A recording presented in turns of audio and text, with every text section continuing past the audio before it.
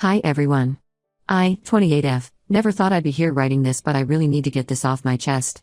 My world literally turned upside down last week and I don't even know where to begin. I've been married to James, 30M, for 5 years, together for 7. We met during our junior year of college at a mutual friend's party. He was charming, funny, and seemed different from other guys I'd dated. He was studying photography and business, while I was doing accounting. We started dating after he asked me out 3 times. I kept saying no because I was focused on my studies, but he was persistent in a sweet way. Our relationship moved pretty fast after that. We moved in together during senior year, and he proposed right after graduation. Everyone said we were perfect together. His family loved me, especially his mom, Karen. She was always talking about how I was the daughter she never had, how I balanced James out, and how we were going to give her beautiful grandchildren. His sister Rachel and I became close too. We'd go shopping together, have wine nights, all that stuff. My family was a bit more cautious at first. My sister Sarah never fully warmed up to James. She said something felt off about him, but I brushed it off as her being overprotective. My parents came around after seeing how happy I was. Dad even pulled some strings to help James get his first job at his friend's marketing firm. The first few years of marriage were great, or at least I thought they were. We both had good jobs, bought a house in a nice neighborhood, went on vacations together. James was always taking pictures, it was his hobby, and I thought it was cute how passionate he was about photography. He had this whole setup in our spare room with editing software and everything. I never questioned why he needed 3 laptops for his photography work. I was just proud he had a creative outlet. Everything changed last week. I was working from home because my office was being renovated. My laptop started updating in the middle of an important project, so I asked James if I could use his. He was at work, but he always left one of his laptops at home. He'd given me the password months ago, saying he had nothing to hide. When I opened it, I noticed a folder on the desktop labeled Personal Studies.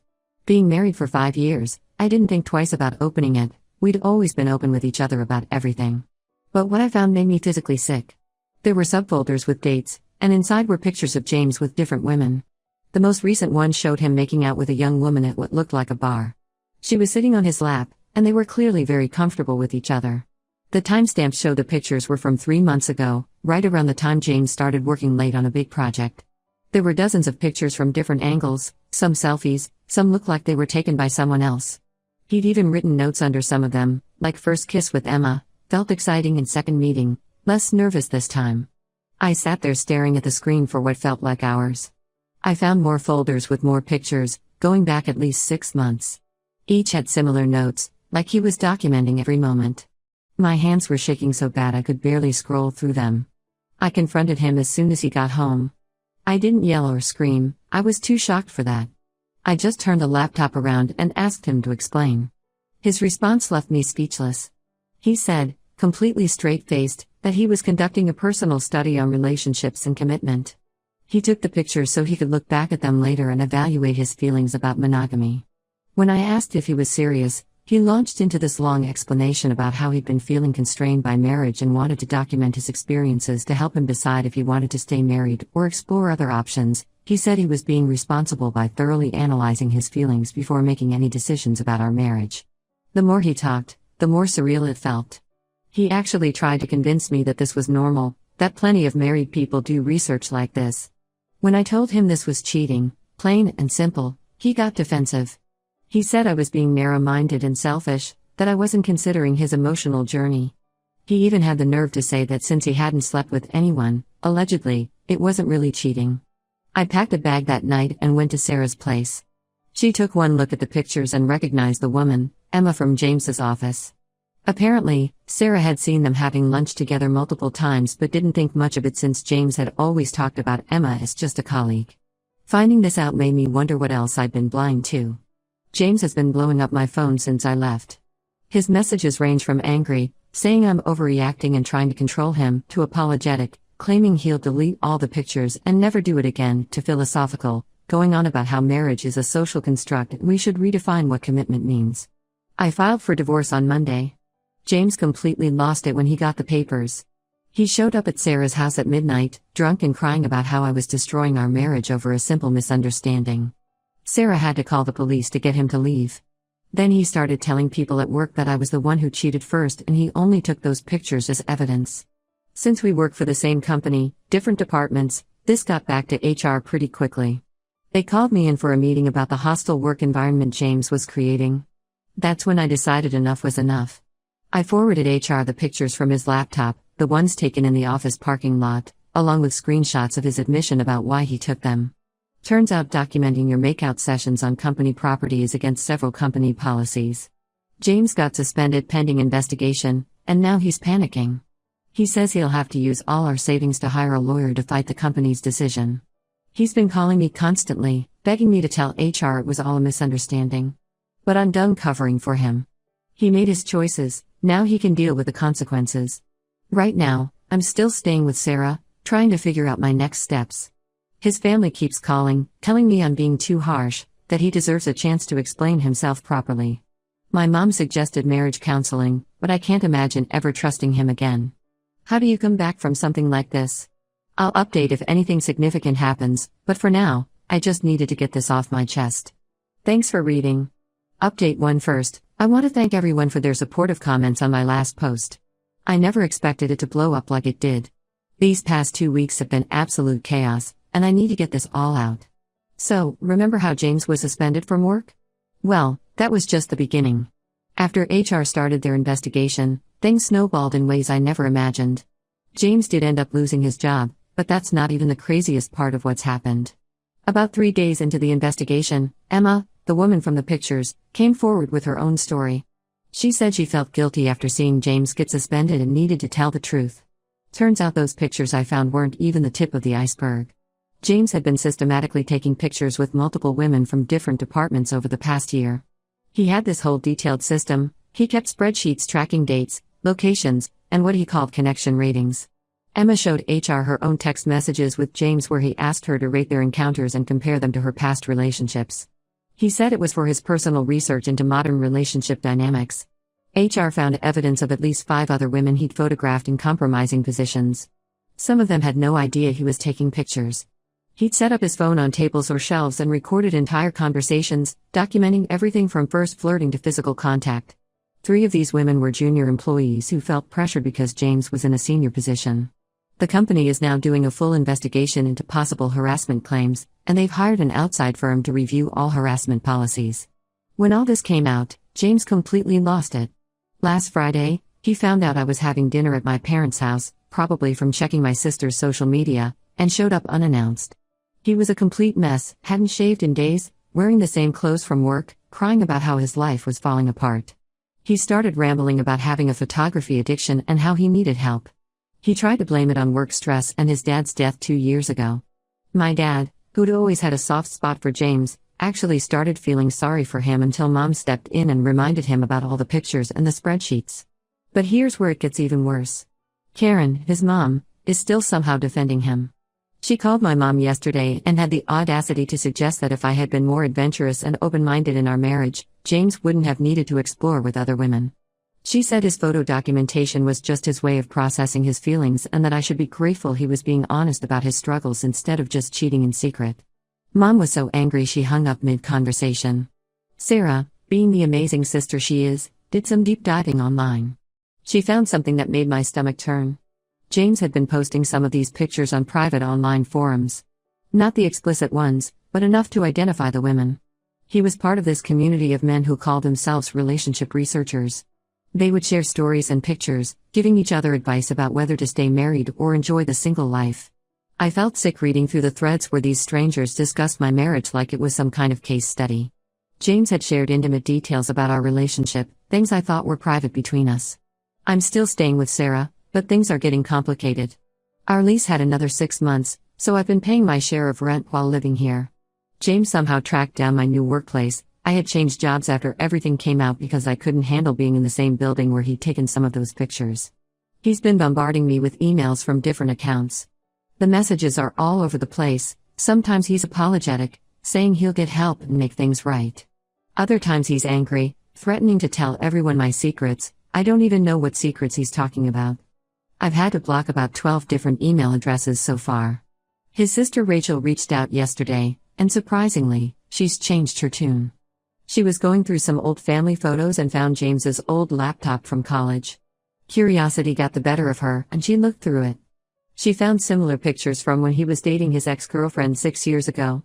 She finally realizes this isn't new behavior or a phase, it's a pattern he's been following for years. She actually apologized for defending him earlier and offered to testify if the harassment cases go to court. Some of our mutual friends have started taking sides. A few have admitted they saw James with different women but didn't tell me because they didn't want to get involved or thought it wasn't their place. Others are saying I'm overreacting, that lots of people take pictures nowadays, and then I'm just angry because I got caught looking through his private stuff. One friend even suggested I should be flattered that James cared enough to document everything. I've started seeing a lot of things differently now. Like how James always insisted on being the one to take pictures at family gatherings, or how he had specific folders for every event we attended. He had thousands of pictures of me that I never knew about, taken when I wasn't looking. It makes me feel violated knowing that while I thought we were building a life together, he was treating our marriage like some weird social experiment. The company lawyers have asked me not to post about specifics of the harassment investigation online, so I'll have to be vague about some details. But I'll update again if anything significant happens. Right now, I'm just trying to process everything and figure out how to move forward. Update: 2 things have taken an even darker turn since my last update. Remember those forums where James was posting pictures? Well, one of the women he photographed found them, and what she revealed next shook everyone. Lisa, 27F, who used to work in our IT department, found the pictures when someone sent her an anonymous link. She immediately went to the police because in her pictures, she was clearly unconscious. She's saying James drugged her drink during a company happy hour to take more explicit photos. The police got involved immediately and seized all of James's devices, not just his laptops and phones, but also memory cards, hard drives, and even his old college equipment. What they found was horrifying. There were hundreds of pictures of different women, some dating back to his college days. Most were taken without consent, women sleeping, changing at the gym, or in other private moments. The police are building a serious case against him. So far, 15 women have come forward with similar stories. I've been interviewed by the police twice now. They wanted to know if I ever noticed suspicious behavior during our marriage. Looking back, there were so many red flags I ignored. Like how he always insisted on keeping his old phones and laptops even though they didn't work anymore. Or how he would get weirdly defensive if I picked up his camera, saying I might mess up his settings. He even had a locked cabinet in his home office that he claimed was for protecting his equipment from dust. I never questioned it because, well, he was a photography enthusiast. Now I wonder what was really in that cabinet. The detective handling the case told me they found a hidden compartment in our basement where James kept backup drives of everything. There were folders organized by years, locations, and what he called categories. Some of the files were encrypted, and they're still working on accessing them. The thought that all of this was happening right under my nose, in our home, makes me feel physically sick. James's mom Karen finally stopped defending him after the police showed her some of the evidence. She showed up at Sarah's place unannounced, crying and apologizing for not believing me. She said she found old memory cards in James's childhood bedroom while cleaning, and the timestamps on some pictures went back to his high school days.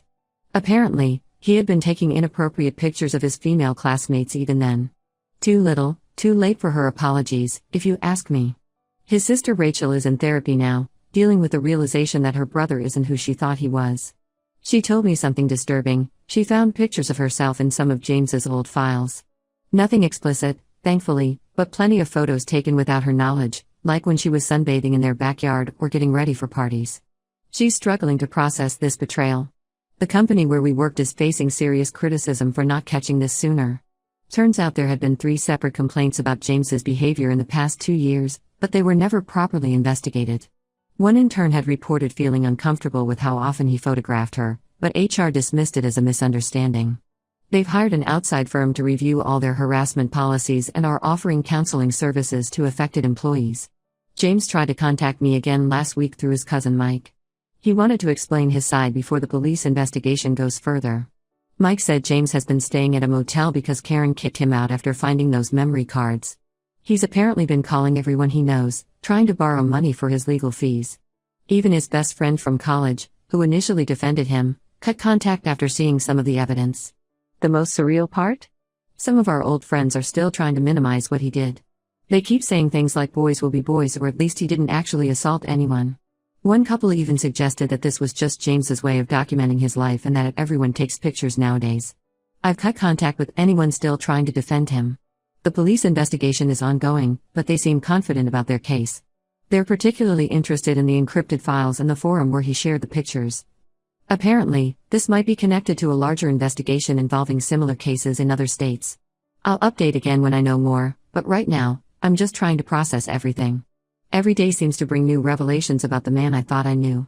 The divorce proceedings are moving forward, and my lawyer says given the circumstances, it should be pretty straightforward. Update 3. I think this will be my final update. A lot has happened since my last post, and I want to give you all closure on this situation. James pleaded guilty last week to multiple charges of harassment, invasion of privacy, and unauthorized recording. The evidence was so overwhelming that his lawyer advised him to take a plea deal. He's facing 8 years in prison, though he'll likely serve less with good behavior. The judge was particularly harsh during sentencing, calling his actions a systematic violation of trust and privacy spanning many years. The investigation revealed even more than we initially thought. The encrypted files they found contained pictures dating back 10 years. Some were of his female professors from college, others were of neighbors, babysitters, and even distant family members.